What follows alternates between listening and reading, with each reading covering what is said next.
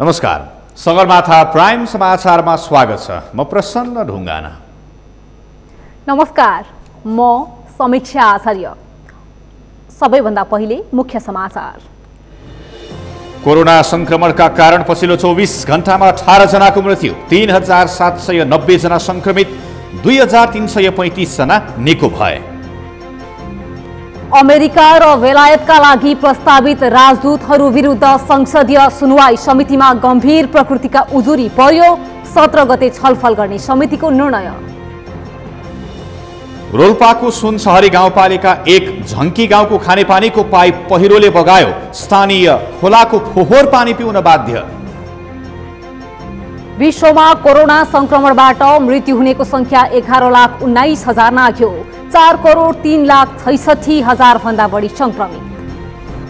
र आइपिएलमा पंजाब र कोलकाताको जित, मुम्बई र हैदराबाद पराजित। आज चेन्नई सुपर किङ्स र राजस्थान रोयल्स भिड्ने।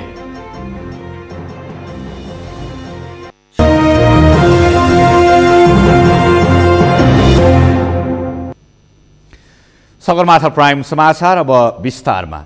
नेपालमा आज मात्रै थप 3790 जनामा कोरोना भाइरसको संक्रमण पुष्टि भएको छ। थप 18 जनाले कोरोना संक्रमणबाट ज्यान गुमाएका छन्। पछिल्लो 24 घण्टाको अवधिमा 2335 जना संक्रमित निको भएर डिस्चार्ज भएका छन्। हाल 40,000 भन्दा बढी सक्रिय संक्रमित छन्। एक रिपोर्ट। पछिल्लो 24 घण्टाको अवधिमा देशभरका विभिन्न प्रयोगशालामा परीक्षण गर्दा थप 3790 जनामा कोरोना भाइरसको संक्रमण पुष्टि भएको छ, जसमध्ये काठमाडौँ उपत्यकामा मात्रै थप 2388 जनामा कोरोना देखिएको छ। यो सँगै नेपालमा कोरोना संक्रमितको संख्या 1,36,036 पुगेको छ। त्यस्तै कोरोनाका कारण थप 18 जनाको मृत्यु भएपछि हालसम्म कोरोनाका कारण 757 जनाले ज्यान गुमाएका छन्। गत 24 घण्टामा नयाँ संक्रमितको संख्या 3790 रहेको छ। आज काठमाडौँ उपत्यकामध्ये काठमाडौँमा 2008, भक्तपुरमा 79 र ललितपुरमा 281 गरी जम्मा संक्रमितको संख्या 2388 छ। क्वारेन्टिनमा रहनुभएका व्यक्तिहरूको संख्या 4470 रहेको छ।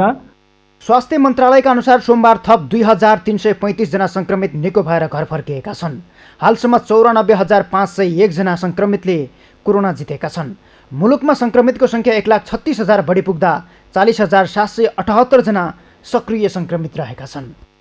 कोभिड-19बाट संक्रमण मुक्त भई गत 24 घण्टामा डिस्चार्ज हुनेहरूमा जम्मा 2335, आजसम्म डिस्चार्ज हुनुहुने जम्मा 94,501 हुनुहुन्छ। प्रदेश 1बाट 7,980, प्रदेश 2 15,597, बागमती प्रदेश 42,297, गण्डकी प्रदेश 4,800, लुम्बिनी प्रदेश 12,040, कर्णाली प्रदेश 3,876 र सुदूरपश्चिम प्रदेश 7,911 जना हुनुहुन्छ। पछिल्लो 24 घण्टामा देशभरका प्रयोगशालामा 15,714 जनाको पिसिआर परीक्षण भएको छ। यो सँगै हालसम्म 13,918 जनाको पिसिआर परीक्षण भएको छ। सोमबार देशभरि 63 जनाको भेन्टिलेटरमा उपचार भइरहेको छ। त्यस्तै 282 जना आइसियुमा छन्। त्यसबाहेक देशभर 4,470 जना क्वारेन्टाइनमा रहेका छन्। नेपाल विश्वका 215 कोरोना संक्रमित मुलुकको 35औं स्थानमा उक्लिएको छ। सगरमाथा टेलिभिजनका लागि सन्तोष बिके थापा, काठमाडौँ। कोरोना भाइरसबाट एकजना संक्रमित हुँदा सुरु गरेको लकडाउन सरकारले करिब 50,000 संक्रमित पुग्दा अन्त्य गर्यो। जब लकडाउनको महत्त्व देखिन थाल्यो तब हटाएर मानिसहरूलाई खुल्लम खुल्ला छाडियो। संक्रमित दिन 2 गुणा, रात 4 गुणाका दरले बढिरहेका छन्। हाल सक्रिय संक्रमितको संख्या 1,36,000 भन्दा धेरै छ। तर यसअघि संक्रमितको निःशुल्क उपचार गर्ने निर्णय गरेको सरकारले अन्ततः लज्जास्पद निर्णय सार्वजनिक गर्दै हात उठाएको छ। सन्तोष बिके थापाको रिपोर्ट। कोरोना सम्बन्धी जानकारी दिने स्वास्थ्य मन्त्रालयको नियमित अपडेटका क्रममा प्रवक्ता डाक्टर जागेश्वर गौतमले आइतबार सबैलाई चकित पार्ने गरी एक निर्णय सार्वजनिक गरे।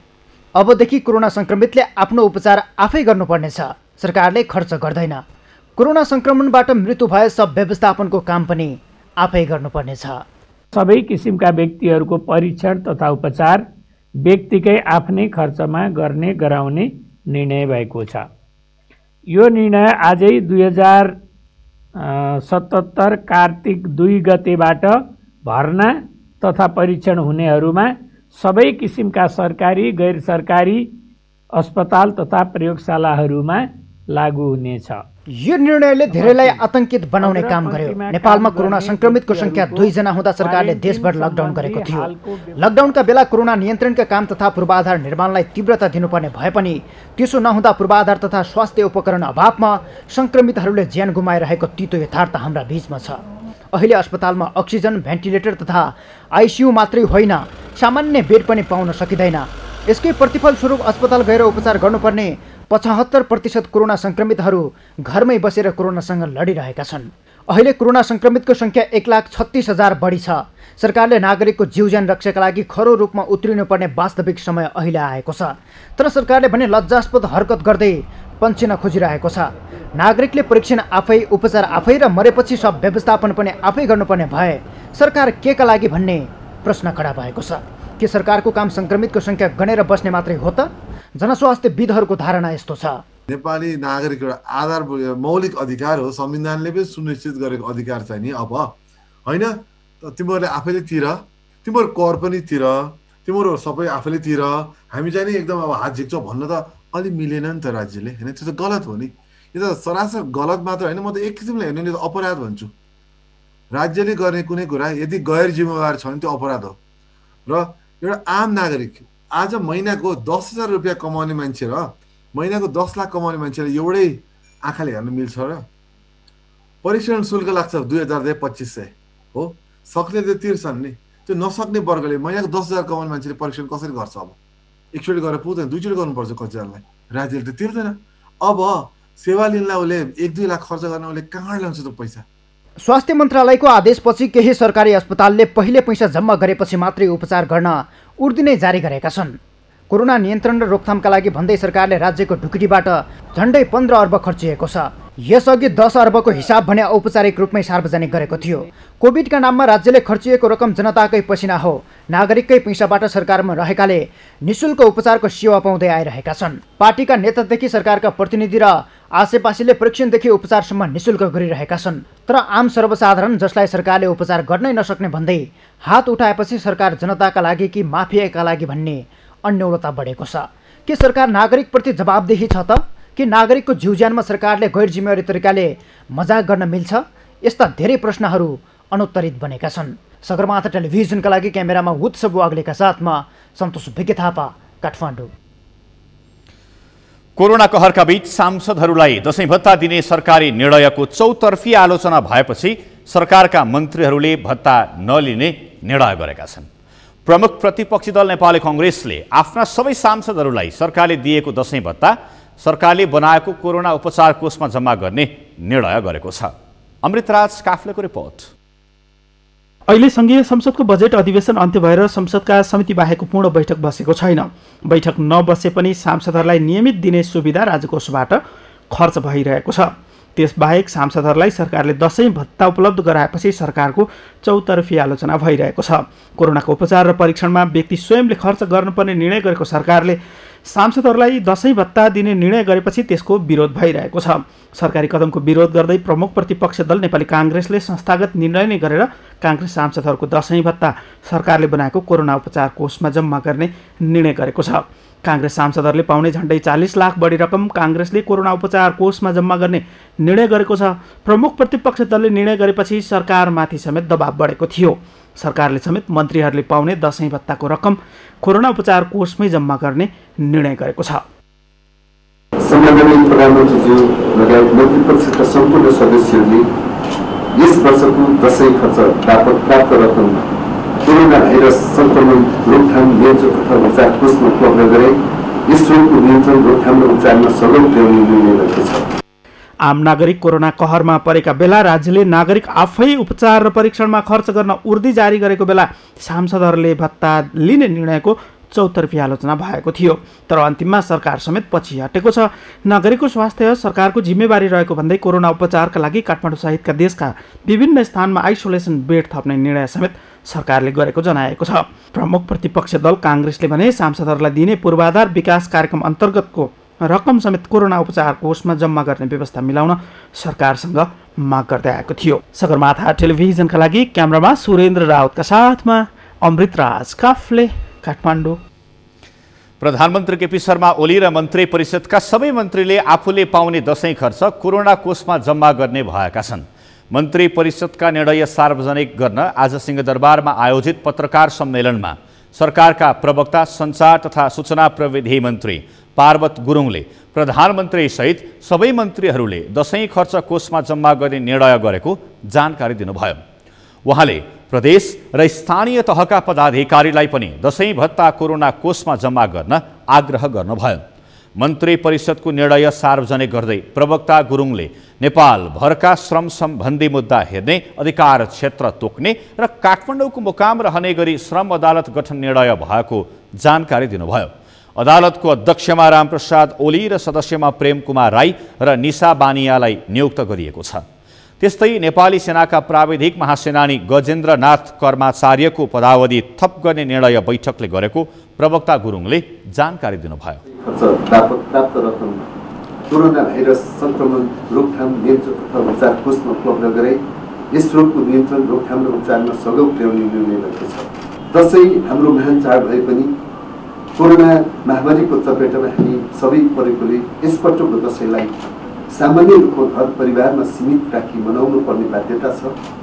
म सम्पूर्ण दिदीबहिनी र दाजुभाइहरूलाई यस अप्ठ्यारो र सङ्कटको परिस्थितिलाई मनन गरी सोही अनुरूप गर्नुहुन हार्दिक आह्वान गर्दछु। श्री रामप्रसाद ओली माननीय न्यायाधीश उच्च अदालत तुलसीपुर बुटोल इजलास अध्यक्ष, श्री प्रेम कुमार राई भोजपुर जिल्ला खडानन्द नगरपालिका वार्ड नम्बर 10 सदस्य, श्री निशा बानिया म्याग्दी जिल्ला पुलाचौर गाविस वार्ड नम्बर 1 सदस्य। परराष्ट्र मन्त्रालय विदेश स्थित नेपाली नीरको सार्वजनिक खरिद कार्यविधि 2073 संशोधन गर्ने निर्णय गरेको छ।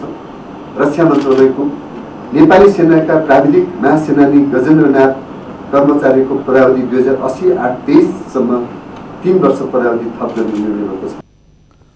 मन्त्री परिषद बैठकले पछिल्लो समय सार्वजनिक सवारी साधन सञ्चालनमा सहजता भएको भन्दै लकडाउन हुनु अघिकै भाडा दर कायम गर्ने निर्णय गरेको छ। प्रवक्ता गुरुङका अनुसार आन्तरिक हवाई उडानमा पनि सोही व्यवस्था लागू गरिएको छ।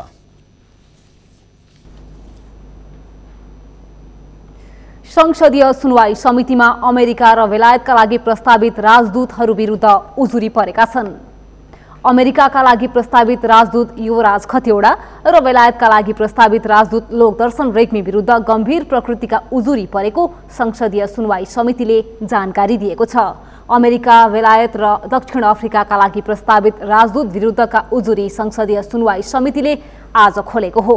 10 दिनको म्याद दिएर सार्वजनिक उजुरी आह्वान गरेपछि समितिमा 2 जना विरुद्ध 4 उजुरी परेको समिति सभापति लक्ष्मण लाल कर्णले जानकारी दिनुभएको छ। समितिले 17 गतेका लागि उजुरीकर्ताहरूलाई बोलाउने निर्णय गरिएको र छलफल गरेर थप स्पष्ट हुने उहाँले बताउनु भएको छ। तर उहाँहरूले आफ्नो सम्पर्क नम्बर राख्नु भएको छ। त्यसले बोलाउन अलिकति हामीलाई कसरी बोलाउने भन्ने समस्या। त्यसको लागि हामीले अहिले समितिबाट एउटा विधि के अपनाउनु, उजुरीकर्तालाई सार्वजनिक सूचना प्रकाशन गर्ने र त्यो डेट पनि हामीले तय गरौँ। 17 गते 11 बजेका दिन उहाँहरूलाई हामी बोलाउँछौँ। दक्षिण अमेरिकाका लागि प्रस्तावित राजदूत निर्मल कुमार विश्वकर्मा विरुद्ध भने उजुरी नपरेको बताइएको छ। संसदीय सुनवाई समितिबाट नाम अनुमोदित भएपछि राष्ट्रपतिले राजदूतहरूको नियुक्ति गर्ने कानुनी व्यवस्था रहेको छ। सरकारले सबै स्थानीय तहमा निर्माण गर्न लागेको अस्पताल भवनको शिलान्यास आगामी मङ्सिर 15 गते एकैसाथ गर्ने भएको छ। गुणस्तरीय आधारभूत स्वास्थ्य सेवाका सबै नागरिकको पहुँच सुनिश्चित गर्नका लागि सबै स्थानीय तहमा 5 देखि 15 शय्यासम्मको आधारभूत अस्पताल स्थापना गर्ने नीति अनुरूप अर्थ मन्त्रालय र स्वास्थ्य तथा जनसङ्ख्या मन्त्रालय बीच एकै पटक भवन शिलान्यास गर्ने सहमति भएको हो। अर्थमन्त्री विष्णु प्रसाद पौडेल र स्वास्थ्य तथा जनसङ्ख्या मन्त्री भानुभक्त ढकालको उपस्थितिमा दुवै मन्त्रालयका पदाधिकारी बीच भएको बैठकमा यस्तो सहमति भएको अर्थ मन्त्रालयका प्रवक्ता रामेश्वर दङ्गालले बताउनु भएको छ। सरकारले मुलुकभर एकै पटक 376वटा स्वास्थ्य केन्द्र र प्राथमिक स्वास्थ्य चौकी निर्माण गर्ने महत्त्वाकांक्षी योजना अगाडि सारेको छ। एकीकृत योजना अन्तर्गत प्रादेशिक र संघीय अस्पतालहरू समेत रहेका छन्। मन्त्रालयले 1200 थान भेन्टिलेटर, 3500 थान हाई डिफेन्डेन्सी युनिट र 3000 थान आइसियू को प्रबन्ध गर्न बजेटको व्यवस्था गर्ने भएको छ। प्रक्रियाहरू अगाडि बढाउने, कोरोना रोकथाम तथा नियन्त्रणका लागि आवश्यक पर्ने आइसियू, एसडियू, भेन्टिलेटर लगायतका मेसिन उपकरण तत्काल खरिद गर्ने गरी तयार भएको कार्ययोजना बमोजिमको खरिद प्रक्रिया स्वास्थ्य तथा जनसङ्ख्या मन्त्रालयले अगाडि बढाउने र त्यसका लागि आर्थिक स्रोतको व्यवस्थापन अर्थ मन्त्रालयले मिलाउने सहमति पनि भएको छ। त्यस्तै कोभिड खोपको आपूर्ति सुनिश्चित गर्न आवश्यक कूटनीतिक र अन्य पहल अर्थ मन्त्रालयले परराष्ट्र मन्त्रालय र स्वास्थ्य मन्त्रालयको पहलमा अगाडि बढाउने भएको छ। यसबाहेक स्वास्थ्य तथा जनसङ्ख्या मन्त्रालयले कोभिड-19 विरुद्ध विकास हुने खोप लगायतका आपतकालीन औषधिको प्रयोगलाई व्यवस्थित गर्न मौजदात औषधि ऐनमा समसामयिक संशोधन गर्ने प्रक्रिया अगाडि बढाउने सहमति समेत दुई मन्त्रालयका बीच भएको जनाइएको छ। जनता समाजवादी पार्टीको केन्द्रीय कार्यकारिणी समिति बैठक आजबाट काठमाडौँमा सुरु भएको छ। विधान संशोधन, नियमावली निर्माण, केन्द्रीय समितिको विस्तार तथा कार्य विभाजन लगायतका एजेन्डा सहित जनता समाजवादी पार्टीको बैठक सुरु भएको हो। गत वैशाख 10 गते तत्कालीन राष्ट्रिय जनता पार्टी र समाजवादी पार्टी बीच एकता भएर जनता समाजवादी पार्टी बनेको थियो। त्यसयता बसेको यो दोस्रो केन्द्रीय कार्यकारिणी बैठक हो। बैठकमा पार्टीको आन्तरिक विषयका साथै पछिल्लो राजनीतिक घटनाक्रमका बारेमा पनि छलफल हुने र आवश्यक निर्णय गर्ने नेता मनिष सुमनले जानकारी दिनुभएको छ। त्यस्तै कोरोना नियन्त्रण र उपचारका लागि सरकारले निर्मम निर्णय गर्दै गएको भन्दै यस विषयमा पनि बैठकले धारणा बनाउने उहाँले बताउनु भएको छ। संविधानको विपरीत प्रधानमन्त्री ओलीजीले बोल्नु भएको जस्तो प्रदेश सभाहरूको बारेमा बोल्नुभएको, यो त प्रशासनिक इकाइ हो, गार्जियन बनेको सङ्घ मात्र हो, तिमीहरू केही फेर्न सक्दैनौ, केही राख्न सक्दैनौ, तिमी मन्त्री नियुक्ति गर्दा पनि मसँग सोध्नु, तिमी मेरा युनिट मात्र हो भनेर जसरी एउटा संविधान विपरीत गैर संवैधानिक उहाँ वक्तव्यहरू जारी गर्नुहुन्छ ती सबैका बारेमा। त्यस्तै तपाईँलाई कोरोनाको यो समयमा जहाँ हामीले उपचार गरिरहेका थियौँ, जहाँ सङ्क्रमितको हामीले तपाईँलाई क्वारेन्टाइन आइसोलेसनको व्यवस्था समेत थियो, त्यो सबै बिस्तारै बिस्तारै बन्द गरेर अब जाँच पनि गर्दिनँ, इलाज पनि गर्दिनँ, पैसा छ भने आऊ, सद्गत पनि गर्दिनँ तिमी मरेपछि भन्ने जस्ता जुन यो गैर संवैधानिक अलोकतान्त्रिक र एउटा के भन्ने अब निर्मम निर्णयहरू उहाँ गर्दै जाँदै हुनुहुन्छ। त्यसको बारेमा त जनता समाजवादी पार्टीको बैठकले धारणा बनाउँछ। पार्टी एकता भए पनि एकता प्रक्रिया सम्पन्न भएको छैन। जसपाको केन्द्रीय समितिमा महन्त ठाकुर र उपेन्द्र यादव अध्यक्ष रहनु भएको छ। त्यस्तै गजेन्द्र महतो, यसलाई फेरि एकपटक सुन्नुहोस्, त्यस्तै राजेन्द्र महतो, अशोक कुमार झा, बाबुराम भट्टराई वरिष्ठ नेता छन्। अध्यक्ष 2 र वरिष्ठ नेता 3 बाहेक 51 सदस्यीय कार्यकारिणी सभामा 46 जना सदस्य रहेका छन्। हिन्दू धर्मावलम्बीहरूको महान चाड बडा दशैंको तेस्रो दिन आज चन्द्रघण्टा भगवतीको पूजा सम्पन्न भएको छ। घटस्थापना गरेसँगै नवदुर्गाका 9वटा रूपहरूको पूजा गर्ने परम्परा छ। हिन्दू धर्मावलम्बीले वैदिक विधि मार्फत आजका दिन चन्द्रघण्टा देवीको पूजा आराधना गर्ने गर्दछन्। घटस्थापनाको दिनदेखि सुरु भएको नवरात्रिको तेस्रो दिनको पनि पूजा विधि घटस्थापनाको जस्तै नै हो। घटस्थापनाको दिन राखेको जमरालाई झिसमिसे बिहानैमै आत्मशुद्धि पश्चात नदी खोलाबाट ल्याएको पवित्र जलले जमरामा राखिन्छ। यसरी जमरा राखिएको स्थानको नजिकै जल पूर्ण घडा कलशको वरिपरि 9वटा देवीको स्वरूपको प्रतिमूर्ति मानि पूजा गर्ने गरिन्छ। जसमध्ये तेस्रो दिन चन्द्रघण्टा भगवतीको पूजा आराधना अनि जल पूर्ण कलशमा पञ्चपल्लव चढाई अन्ततः शक्ति स्वरूपा महाकाली, महालक्ष्मी र महासरस्वतीको पञ्चोपचारले पूजाआजा गर्ने गरिन्छ।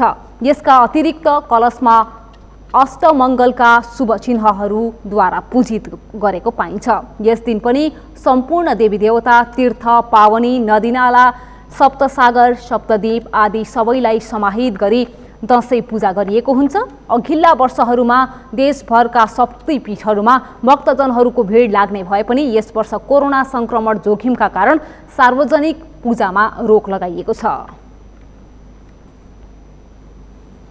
समाचारमा एकैछिन विश्रामपछि रोल्पाको सुनछहरी गाउँपालिका 1 झङ्की गाउँको खानेपानीको पाइप पहिरोले बगायो। स्थानीय खोलाको फोहोर पानी पिउन बाध्य।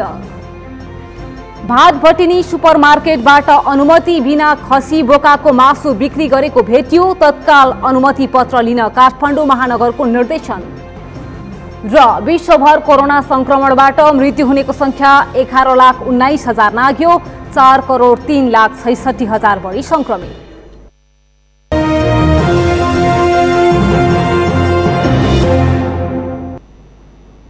विश्रामपछि समाचारमा स्वागत छ। अब बाँकी समाचार। रोल्पाको सुनछहरी गाउँपालिका 1 फुलीवनमा पहिरोले खानेपानीको पाइप बगाएपछि स्थानीय खोलाको फोहोर पानी पिउन बाध्य छन्। बाटो खन्दा गएको पहिरोले खानेपानीको पाइप बगाएको हो। फोहोर पानीले स्थानीयमा सरुवा रोग फैलिने खतरा पनि बढेको छ। रोल्पाबाट भरत नेपालीको रिपोर्ट। रोल्पाको सुनछहरी गाउँपालिका 1 झङ्की गाउँमा गत वर्ष गएको पहिरोले खानेपानीको पाइप बगाएपछि स्थानीयवासी फोहोर पानी पिउन बाध्य छन्। पहिरोबाट विस्थापित 40 घर परिवारलाई स्थानान्तरण गर्न बनाइएको एकीकृत बस्तीमा पुग्न खनिएको मोटा बाटोका कारण गएको पहिरोले फुलीओनमा जाने खानेपानीको पाइप भत्काएको थियो। पहिरोले भत्काएको पाइप नबनाउँदा स्थानीय फोहोर पानी पिउन बाध्य छन्, जसले विभिन्न सरुवा रोगको प्रकोप फैलाने खतरा बढेको छ। सुनछहरी गाउँपालिकाले लिएको 1 घर 1 धाराको योजना पनि अहिलेसम्म सफल भएको छैन। गाउँलेका पीडा सुनेका जनप्रतिनिधिले भने चाँडै समस्या समाधान गर्ने बताउँदै आएका छन्।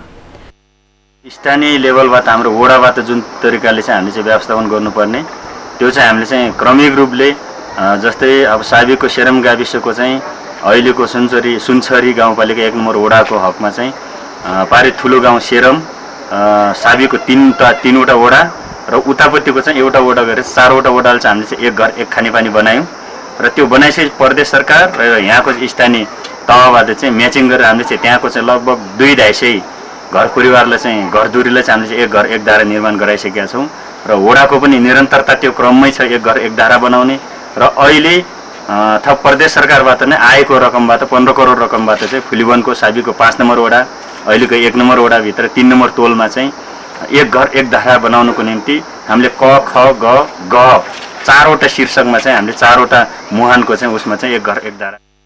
गत साउन महिना गएको पहिरोले खानेपानीको पाइप बगाएपछि फुलीओनका करिब 50 घरधुरीले फोहोर पानी प्रयोग गर्न बाध्य भएका छन्।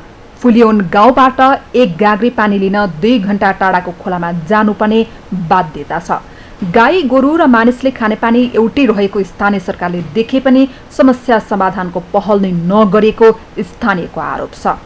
खानेपानी त गर्न सक्दैन के हो सरकार त्यो स्थानीय अहिले कहाँबाट खानु भयो पानी खोलादेखि भरेर तारे खोलादेखि भरेर खाने त्यो पनि कति टाढा गर्नु त्यो पनि यहाँ पर धेरै त्यो अब सुक्यो भने हामी त पर खोला अयु बसेर दिनु भने सर त्यही जानुपर्छ हामी। कोहीले यस्तो छ कोहीले चाहिँ यस्तो परबाट रसेको पानी खाइरह्यो एउटा घर पनि बनाउने संसार त्यो कोहीले चाहिँ परको पानी रसेको पानी जम्मा गरेर घरमा पनि लगाउने गरेका छन्। त्यो गाउँले पनि त्यही पानी हामीले बाँधेका छन्। गाई बस्तु भैँसी भेडा बाख्रा गोरुले त्यो पानी खाएका छन्। 57 घरहरूले त्यो पानी खाएका छन्। पसले चाहिँ बाँकी हुनुहुन्छ अझ खोलाको फोहोर पानी। विपत्तिबाट सिर्जित घटनाको अनदेखा गर्नु हुँदैन। विपत्तिबाट जोगिन उचित कदम चाल्नुका साथै सर्वसाधारणको आधारभूत आवश्यकता पूर्ति गर्ने गरी स्थानीय सरकारले काम गर्नुपर्छ। सुनछहरी गाउँपालिका 1 को खानेपानीको पाइप पनि चाँडै मर्मत गर्न आवश्यक छ, अन्यथा फोहोर पानी सेवनबाट हुने जोखिम अझै धेरै घातक हुनेछ। यसतर्फ स्थानीय सरकार गम्भीर हुन आवश्यक छ। सुगरमाथा टेलिभिजनका लागि रोल्पाबाट भरत नेपालीको रिपोर्ट। भाटभटिनी सुपरमार्केटले खाद्य अनुज्ञापत्र नभएको खसी बोकाको मासु बिक्री गरेको पाइएको छ। काठमाडौँ महानगरपालिकाले आज गरेको अनुगमनका क्रममा भाटभटिनी सुपरमार्केटमा बिक्रीमा राखिएको मासुको खाद्य अनुज्ञापत्र नभएको पाइएको हो। महानगरले काठमाडौँको कलङ्कीमा रहेको भाटभटेनी सुपरमार्केटमा अनुगमन गरेको थियो। अनुगमनपछि पत्रकारहरूसँग कुरा गर्दै महानगरपालिकाका पशु विभाग अधिकृत डम्बरबहादुर बमले खाद्य अनुमति पत्र नभएको मासु बिक्रीका लागि राखिएको पाइएको बताउनु भएको छ। भाटभटेनीले नेपालगञ्जदेखि खसी बोकाको मासु ल्याई बिक्री वितरण गर्दै आएको छ। अनुमति पत्र नलिई बिक्री गरेको पाइएपछि सम्बन्धित आपूर्तिकर्तालाई फोन गरी खाद्य अनुमति पत्र तत्काल लिन आग्रह गरिएको पनि महानगरका पशु विभाग अधिकृत बमले बताउनु भएको छ। यहाँ सप्लाई भएको जुन मासु छ त्यसमा चाहिँ खाद्य अनुज्ञापत्र नभएको भेटिएको छ र त्यसमा हामीले सल्लाह पनि दिएका छौँ र हामीले त्यो सम्बन्धित ठाउँमा फोन मार्फत पनि उनीहरूलाई तिमीहरूको यस्तो कमजोरी छ यो चाहिँ राख्नुहोला, खाद्य अनुज्ञापत्र लिनुहोला भन्ने हामीले त्यहाँ जानकारी गराइसकेका छौँ। यो मासु अहिलेलाई त अब हामी सुझावकै रूपमा दिएका छौँ होइन, उसले रियलाइज गरिसकेको छ। हामी आगामी अर्को पटक पठाउँदाखेरि सबै व्यवस्थापन गरेर पठाउँछु भन्ने कुरा गरेको छ। भाटभटेनी सुपरमार्केटले नेपालगञ्जबाट खसी बोकाको मासु ल्याई बिक्री वितरण गर्दै आएको छ। भाटभटेनीले खसीको प्रति केजी 999 रुपैयाँमा र बोकाको 899 रुपैयाँमा मासु बिक्री गर्दै आएको छ। ललितपुर महानगरपालिका अन्तर्गतको नगर प्रहरीलाई नयाँ पोसाक प्रदान गरिएको छ। यसअघि कायम पोसाकलाई परिवर्तन गर्दै महानगरले नयाँ पोसाक प्रदान गरेको हो। नागरिकले नगर प्रहरीलाई हेर्ने दृष्टिकोण बदल्नका लागि पोसाक परिवर्तन गरिएको महानगरले जनाएको छ। यसअघिको पोसाकलाई परिवर्तन गर्दै अहिले पिक्याप र टाई बेल्ट सहितको खाकी रङको पोसाक बनाइएको छ। कार्यक्रममा ललितपुर महानगरका प्रमुख चिरीबाबु महर्जनले नगरलाई स्मार्ट सिटीको रूपमा अघि बढाउन सबैको साथ सहयोगको अपेक्षा गर्नुभयो।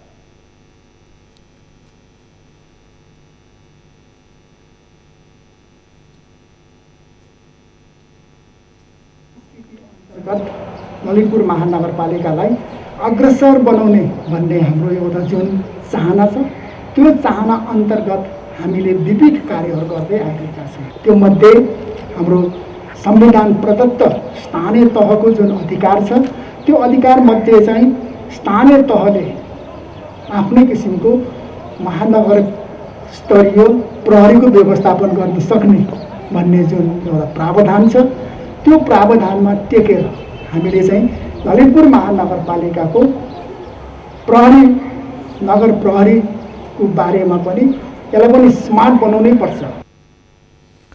ललितपुरमा नगर प्रहरी प्रमुख सीताराम हाचीथुको नेतृत्वमा 72 जना नगर प्रहरी कार्यरत छन्। दशैंको आगमनसँगै लमजुङका अलैँची खेती गर्ने किसानलाई अलैँची थन्क्याउन भ्याइ हुन थालेको छ। गाउँमा युवा पुस्ता अलैँची टिप्ने, बालबालिकादेखि वृद्ध अलैँची छोडाउने काममा व्यस्त छन्। शान्ता कमलीको रिपोर्ट। दशैं आएसँगै लमजुङको अलैँची कृषकहरू यति बेला अलैँची टिप्ने र सुकाउने कार्यमा तल्लीन छन्। सहर बजार झरेका युवाहरू यति बेला अलैँची टिप्न गाउँ फर्किएका छन्। गाउँका वृद्ध बालबालिका तथा युवा युवती अलैँची टिप्न र सुकाउने कार्यमा लागेका हुन्। असोज महिना सुरु भए यता अलैँची टिप्ने र सुकाउने काममा खटिएका उनीहरूले तिहार अगावै सबै सुकाएर बिक्रीका लागि तयारी अवस्थामा पुर्याउने योजना बनाएका छन्। अलैँची पाकिसकेकाले सबै किसान अलैँची बारी र भट्टीमा रहेको किसानहरू बताउँछन्। अब हामीले चाहिँ दशैं लाग्यो, अलैँची टिप्नेको सुरु भइसक्यो, अलैँचीको टिप्नेको व्यस्त छ। हामीले दशैंको चाहिँ केही वास्ता नि भएन। यो अलैँचीले गर्दाखेरि त्यति मात्रै हो। छिनखोलाका 55 घरका किसानले अलैँची खेती लगाएका छन्। उनीहरू सबै अहिले अलैँची बारीमै छन्। विदेश गएकाहरू पनि गाउँ फर्केर अलैँची खेतीमा लागेका छन्। नेपाल अलैँची व्यवसायी महासंघका गण्डकी प्रदेशका अध्यक्ष एवं अलैँची किसान अजय तामाङका अनुसार छिनखोलाका स्थानीयले मात्रै 25 हेक्टर बढी क्षेत्रफलमा अलैँची खेती गरेका छन्। विभिन्न चाहिँ ठाउँमा किसानहरूले उत्पादन गरेको अलैँची लमजुङको सदरमुकाम पेशर नगरपालिकामा सबै कलेक्सन हुन्छ। त्यहाँबाट चाहिँ किसानहरूले ल्याएको अलैँचीलाई 3 तहमा ग्रेडिङ गरिन्छ र ग्रेडिङ गरेको चाहिँ आधारमा हामीले चाहिँ दोस्रो मुलुक इन्डिया लगायत तेस्रो मुलुकमा हामीले चाहिँ निर्यात गरिन्छ र चाहिँ राम्रो राम्रो चाहिँ जम्बो जेटको अलैँची जर्मन अस्ट्रेलिया लगायतका चाहिँ अब देशहरूमा यसको निर्यात गरिन्छ। जिल्लामा यस वर्ष 1500 हेक्टर क्षेत्रफलमा अलैँची विस्तार गरिएको छ भने 9 हेक्टर क्षेत्रफलमा उत्पादन हुनेछ। गत वर्ष 750 हेक्टर क्षेत्रफलमा 2000 क्विन्टल अलैँची उत्पादन भएको थियो। अलैँची बिक्रीबाट 12 करोड भित्रिएको थियो। जिल्लाको भुलभुले, लुदी, छिनखोला सहित बाजाखेत, घामराङ, घनपोखरा, खुदी, गौडा, इलम पोखरी, दुध पोखरी, बन्सार, ढोडेनी, फलेनी लगायतका पाखाहरूमा व्यावसायिक अलैँची खेती हुँदै आएको छ। अलैँची व्यवसायबाट राम्रो आम्दानी गर्न सकिने भएकाले गाउँ गाउँबाट सहरमा पसेका समेत आफ्नै गाउँ फर्किएर अलैँची व्यवसाय सुरु गर्न थालेका छन्। पछिल्लो समय लमजुङ अलैँचीको हब जिल्लाको रूपमा समेत परिचित हुँदै गएको छ। सगरमाथा टेलिभिजनका लागि लमजुङबाट शान्ता कमलीको रिपोर्ट। लमजुङको राइनास नगरपालिका वडा नम्बर 3 टिमुरेमा वनस्पति प्राणी उद्यान केन्द्र बन्ने भएको छ। प्रत्येक नगरपालिकालाई एउटा सिटी पार्कको रूपमा विकास गर्ने सरकारको रणनीति अनुसार उद्यान केन्द्र बनाउन लागि हो। सुभाष पौडेलको रिपोर्ट। लमजुङको राइनास नगरपालिका 3 टिमुरेमा वनस्पति प्रणाली उद्यान केन्द्र बन्ने भएको छ। केन्द्रमा जंगलबाट बाहिर निस्किएका र घाइते बने जन्तुहरूलाई उद्धार गरी उपचार गरिनेछ। साथै जैविक विविधता सम्बन्धी अध्ययन गराइनेछ। त्यस क्षेत्रलाई पर्यटकीय गन्तव्यको रूपमा विकास गर्ने राइनास नगरपालिकाले जनाएको छ। करिब 10 हेक्टर क्षेत्रफलमा बन्ने उद्यान केन्द्रमा वातावरण अनुकूलका वनस्पति तथा वन्यजन्तु राखिनेछ। राइनास नगरपालिकाको वडा नम्बर 3 जहाँ जेठाक भन्ने ठाउँ छ, त्यो एउटा ऐतिहासिक ठाउँ पनि हो र त्यस ठाउँमा परापूर्वकालदेखि सानो मिनी जङ्गल छ। अहिले त्यहाँ सिसाउका रुखहरू छन्। ती सिसाउको रुख र त्यो समथर भूमि भएको हुनाले अहिले नगरपालिकाको पहल र नेपाल सरकार वन मन्त्रालय सँगको सहकार्यमा विभिन्न ठाउँमा घाइते भएका जङ्गली जनावरहरूलाई संरक्षण दिनका लागि त्यो वनस्पति प्राणी उद्यान केन्द्र बनाउन लागि हो। उद्यान केन्द्रको निर्माण संघीय सरकारले गर्नेछ भने त्यसको जीर्णोद्धार र संरक्षण स्थानीय र सामुदायिक वनसँग समन्वय गर्ने काम स्थानीय पालिकाको हुनेछ। तर त्यसको सम्पूर्ण पछि ओनरसिप लिने काम स्थानीय सरकारले नगरपालिकाले गर्नुपर्छ।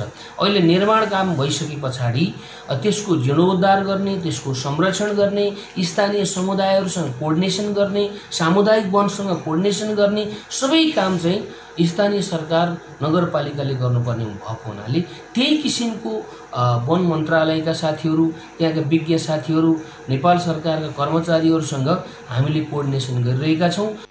नेपाल सरकारले जैविक विविधता हटस्पट रहेका ठाउँमा संरक्षण गर्ने उद्देश्यले राष्ट्रिय निकुञ्ज बनाएको छ। यसका साथै निकुञ्ज भन्दा बाहिर पनि जैविक विविधता संरक्षण गर्नुपर्ने भएकाले त्यस्ता ठाउँ पहिचान गर्दै पार्क एवं जैविक विविधता केन्द्र निर्माण गर्ने लक्ष्य राखेको छ। सोही बमोजिम राष्ट्रिय निकुञ्ज तथा वन्यजन्तु संरक्षण विभागले यसका लागि अभियान सुरु गरेको छ। त्यस अनुरूप राष्ट्रिय निकुञ्ज तथा वन्यजन्तु संरक्षण विभागले विभिन्न प्राणी उद्यानहरूको पनि स्थापना गर्ने काम चाहिँ सुरुवात गरेको छ, जहाँ मान्छेहरूलाई एउटा मनोरञ्जन गर्ने स्थल भन्दा पनि एउटा त्यो स्थल त बन्ने नै भयो।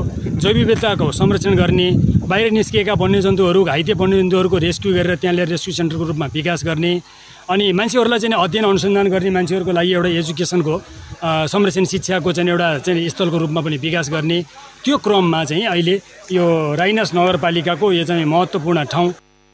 उद्यान केन्द्रभित्र ट्रेकिङ विस्तार, आकाशे पुल निर्माण गरेर खुल्ला चिडियाखानाको रूपमा विकास गर्ने लक्ष्य रहेको विभागले जनाएको छ। यसका साथै उद्यान केन्द्र आसपासमा होटल, रिसोर्ट लगायत पर्यटकलाई आकर्षित गर्ने भौतिक संरचना निर्माण गरेर यस क्षेत्रलाई एउटा महत्त्वपूर्ण पर्यटकीय गन्तव्यको रूपमा विकास गर्न सकिने विभागले जनाएको छ। यहाँको हरियालीलाई यथावत कायम राखेर अनि केही संरचनाहरू बनाउने र पर्यटकीय सेवा सुविधा दिने किसिमका चाहिँ कार्यक्रमहरू मात्रै संरचनाहरू मात्रै बनाउने काम गरिन्छ। अब बाहिरबाट पनि प्राइभेट सेक्टरबाट यहाँको स्थानीय समुदायहरूले पनि अब आफ्नो हिसाबबाट होटलहरू रेस्टुरेन्टहरू खोल्ने, नेचर गाइडहरू तयार गर्ने, मान्छेहरूलाई गाइड गर्ने हैन, विभिन्न किसिमका चाहिँ सुविधाहरू यो पर्यटकीय सुविधाहरू भनेर भन्छौँ हामी। यो बायोडाइभर्सिटी को विभिन्न जति स्कोपहरू छ त्यसलाई देखाउनका लागि प्रोडक्टहरू विभिन्न किसिमका चाहिँ विविध प्रोडक्ट चाहिँ डाइभर्सिफिकेसन गर्दै शाहवंशीय राजाहरूले राज्य गरेको ऐतिहासिक थलो राइनस नगरपालिका एउटा धार्मिक एवं पर्यटकीय हिसाबले महत्त्वपूर्ण गन्तव्य हो। यसैलाई मध्यनजर गर्दै नेपाल सरकारले उद्यान केन्द्र निर्माण गर्न लागेको हो। यस उद्यान केन्द्रलाई स्थानीय नगरपालिका र वन कार्यालयको समन्वय र सहयोगमा देशकै उत्कृष्ट उद्यान केन्द्र बनाउन आवश्यक छ। सगरमाथा टेलिभिजनका लागि लमजुङबाट सुभाष पौडेलको रिपोर्ट। सगरमाथा प्राइम समाचारमा फेरि एकैछिन विश्रामपछि। विश्वभरिमा कोरोना संक्रमणबाट मृत्यु हुनेको संख्या 11,19,000 नाग्यो। 4,03,66,000 बढी कोरोना संक्रमित। र आइपिएलमा पंजाब र कोलकाताको जित, मुम्बई र हैदराबाद पराजित। आज चेन्नई सुपर किङ्स र राजस्थान रोयल्स भिड्ने।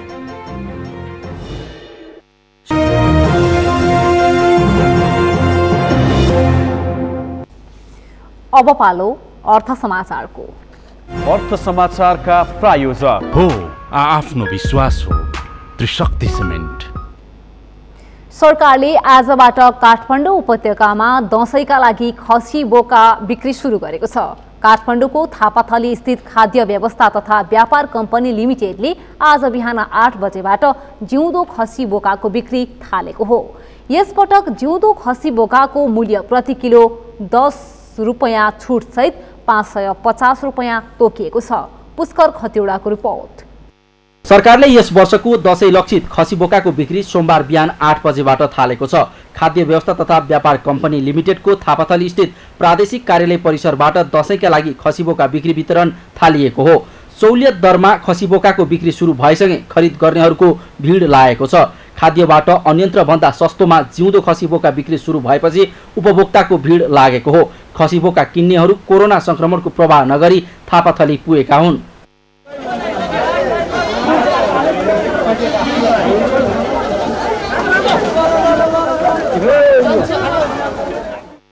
खाद्य व्यवस्था तथा व्यापार कम्पनी लिमिटेडले प्रति किलो 560 रुपैयाँमा खसी बोका बिक्री थालेको छ। उद्योग वाणिज्य तथा आपूर्ति मन्त्रालयको निर्णय अनुसार सरकारी स्वामित्वमा सञ्चालित 3 संस्थानले चाडपर्व लक्षित सुपथ मूल्यका पसलमा दिएको छुट स्वरूप खसी बोकामा समेत प्रति किलोमा 10 रुपैयाँ छुट दिएको कम्पनीले जनाएको छ। जस अनुसार जिउँदो खसी प्रति किलो 550 रुपैयाँमा बिक्री गरिएको हो।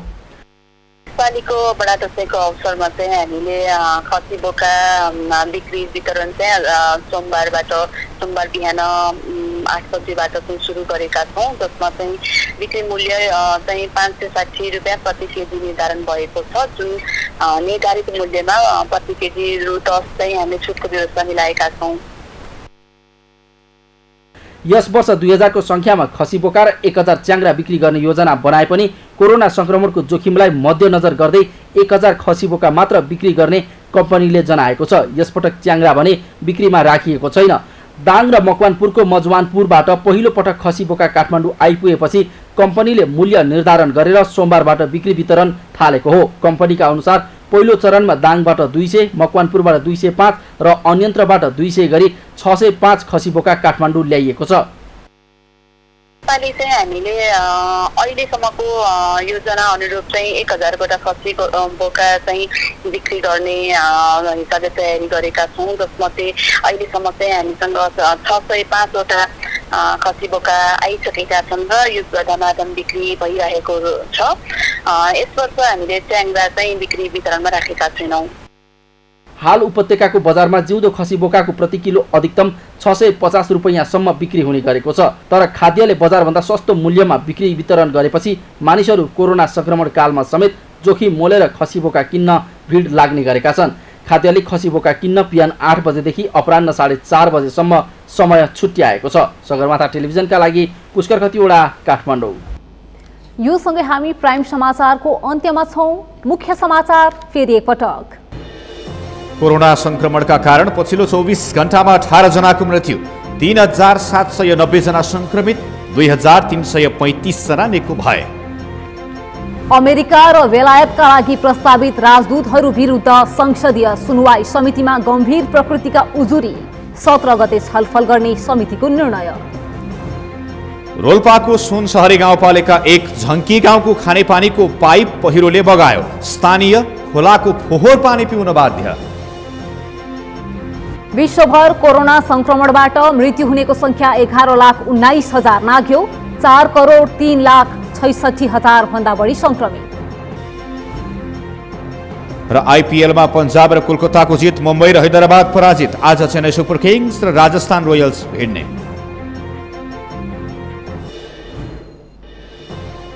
हवस् त सगरमाथा प्राइम समाचार अहिलेलाई सकियो। तपाईँ समाचार बुलेटिनका साथै सगरमाथा टेलिभिजनका सम्पूर्ण कार्यक्रम www.sagarmatha.tv मा पनि पढ्न र हेर्न सक्नुहुनेछ। साथै युट्युबमा youtube.com/sagarmatha.tv नेपालमा हेर्न सक्नुहुनेछ। साथै तपाईँ हामीलाई फेसबुकमा पनि facebook.com/stv नेपालमा फलो गर्न सक्नुहुनेछ। समाचारको शिखर, नेपालको गौरव, नेपालको पहिलो न्युज च्यानल सगरमाथा टेलिभिजन हेर्दै गर्नुहोला। नमस्कार। नमस्कार।